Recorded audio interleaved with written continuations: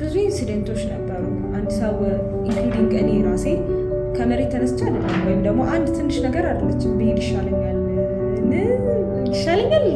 ብዬ እንድጠይቅ ያደረገችኝ ግን ላይክ ተከታታይ ነገሮች ሲደራረቡና ከዛም በኋላ አንድ ነገር ሊሆን ይችላል ወደዛ ድምዳሜ እንድመጣ የሚያደርገው እኔም ሊሆን ይችላለሁ ሌላም ሰው እና እኔ ትምህርት ከብዶ ነበረ።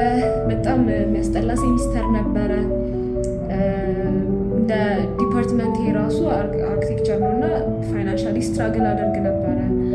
ከሰው ጋር ያለኝ ኮሚኒኬሽን ጥሩ የማይሆንበት ጊዜ በጣም ብዙ ነው። እንቅልፍ ስለማልተኛ ነጫነጫለው ምናምን።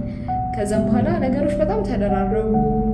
ከጌታ ጋር ያለኝ ነገር ኮሽን ማድረግ ጀመርኩ። በጣም በቃ በዛ ሁላ ሁኔታ ውስጥ አለፍኩኝና ከዛም በኋላ ብሄድ ይሻለኛል ብዬ ብደመድብ ኃጢአት እንደሚሆንብኝ ስላወቅኩ በቃ ወይና ወይ ውሰደኝ አልኩኝ ማለት ነው። እና አንድ ኢቨንት አይደለም